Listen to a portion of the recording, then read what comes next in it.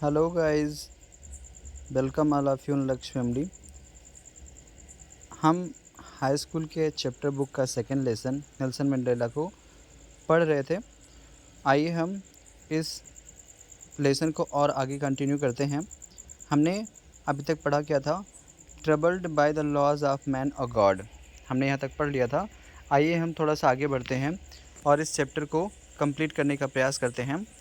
तो अभी हमसे पढ़ना क्या है? It was only when I began to learn it was only when I began to learn that my boyhood freedom was an illusion.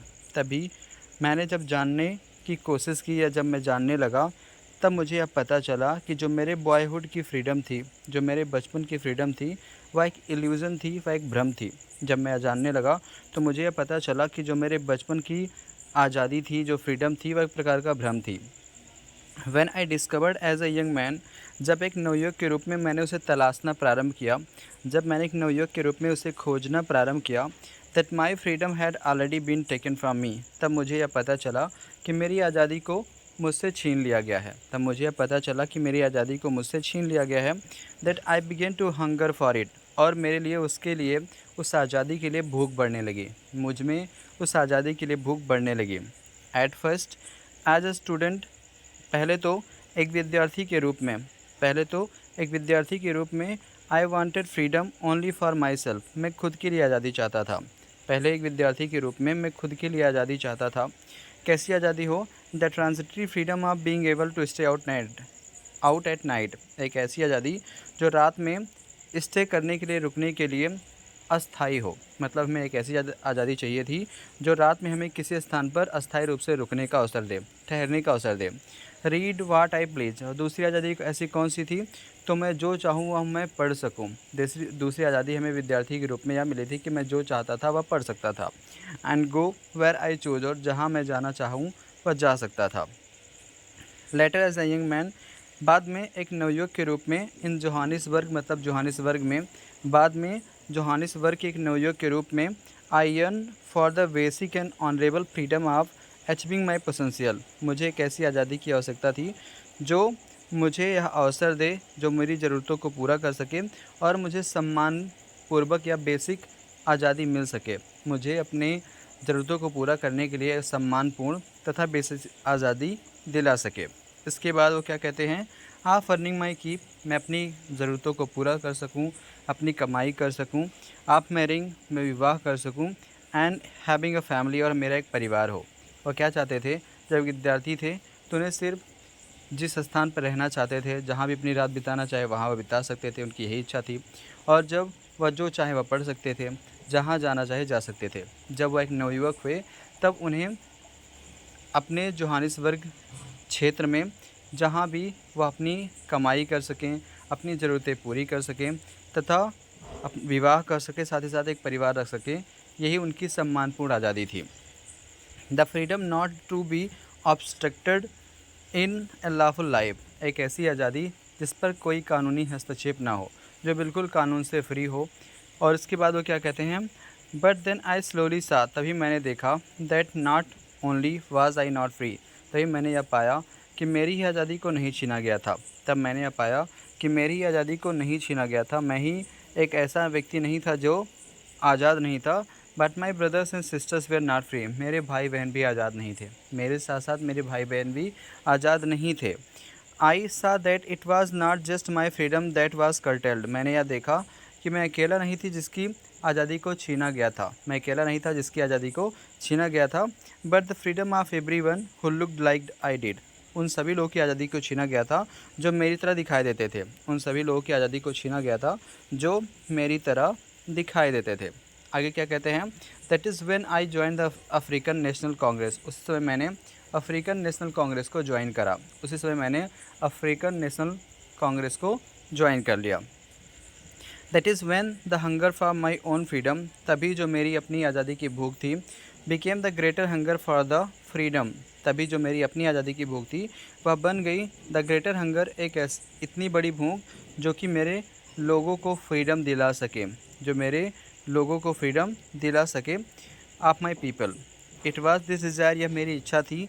For the freedom of my people, मेरे लोगों की आज़ादी को लेकर, मेरी यह इच्छा थी, मेरी यह अभिलाषा थी, that to live their life with dignity, ताकि वे अपने जीवन को बड़े डिग्निटी से, बड़े शान से जिएँ।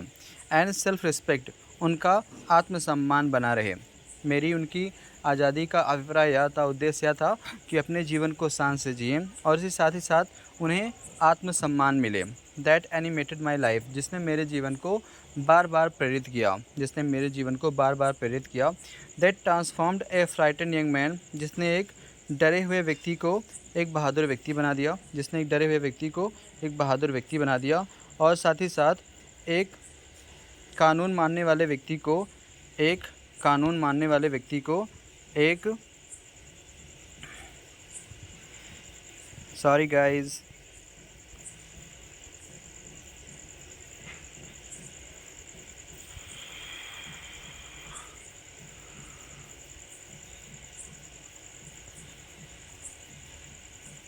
हाँ आगे कंटिन्यू करते हैं। जिसने that transformed a frightened young man into a bold one, जिसने एक बहादुर व्यक्ति को, जो एक बहादुर व्यक्ति नहीं था, उसे एक बहादुर व्यक्ति बना दिया। जिसने एक डरे हुए व्यक्ति को एक बहादुर व्यक्ति बना दिया। That drove a law avoiding attorney to become a criminal, एक ऐसे व्यक्ति जो कि कानून को मानने वाला था, कानून को समर्थन देने वाला था, उसे एक क्रिमिनल बना दिया। That turned a family loving husband into man without home, जिसने एक परिवार प्रेमी व्यक्ति को एक बेघर व्यक्ति बना दिया, ए मैन विदाउट होम बना दिया। That forced a life loving man to live like a monk, और जिसने एक जीवन जीने वाले व्यक्ति को, जीवन प्रेमी व्यक्ति को एक भिक्षुक बना दिया। I am no more virtuous और self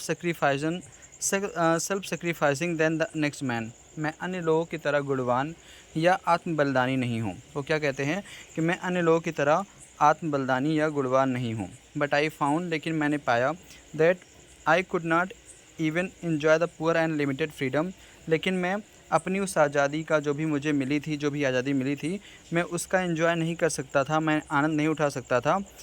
when I knew my people were not free, जब मुझे पता चले कि मेरे लोग आज़ाद ही नहीं हैं, जब मुझे यह पता चल जाए कि मेरे लोग आज़ाद नहीं हैं, तो मैं जो मुझे थोड़ी लिमिटेड आज़ादी मिली थी, मैं उसका थोड़ा भी आनंद नहीं उठा सकता था। फ्रीडम इज़ इनडिविजिबल, आज़ादी जो है वह अनडिविजिबल है, आज़ादी जो है उसे बांटा नहीं जा सकता। The chain on any of my people, यदि मेरे लोगों में से किसी के ऊपर एक चैन होगी, कोई जंजीर होगी। Were the chain on all of them, तब हम लोग के ऊपर चैन होगी। यदि मेरे लोगों के किसी एक व्यक्ति के ऊपर कोई चैन या कोई जंजीर बंधी होगी, तो वह जंजीर हम लोगों के ऊपर समान है, मतलब हम लोगों के ऊपर जुड़ी हुई है, क्योंकि हम एक दूसरे से जुड़े हुए हैं।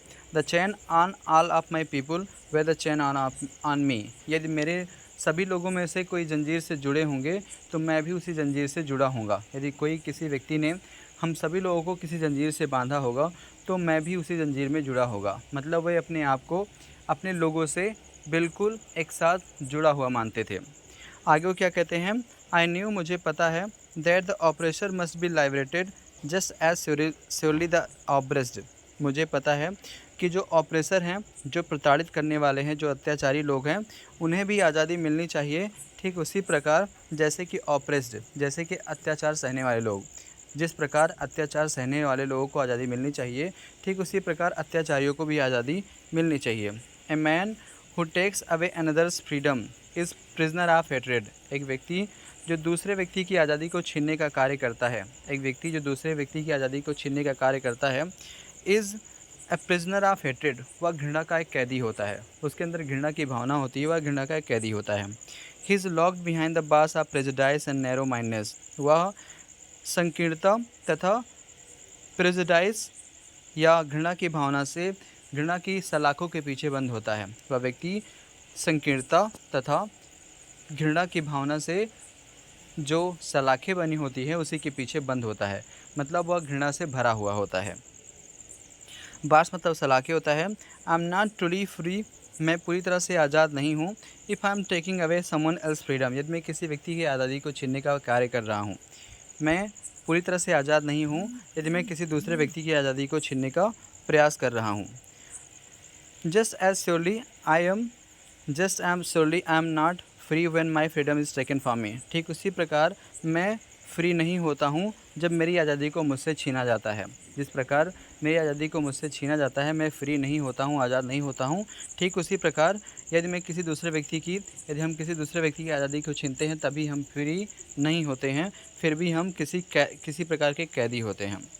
आगे समझते हैं, the oppressed and the oppressor alike are robbed of the humanity. जो ऑपरेसर हैं, जो अत्याचारी हैं, और जो ऑपरेसर हैं या जो अत्याचार सहने वाले लोग हैं, वे उनके अंदर मानवता की कमी होती है। वो एक दूसरे की कभी भी भविष्य में सहायता करने के बारे में नहीं सोचते, उनमें मानवता की कमी हो जाती है।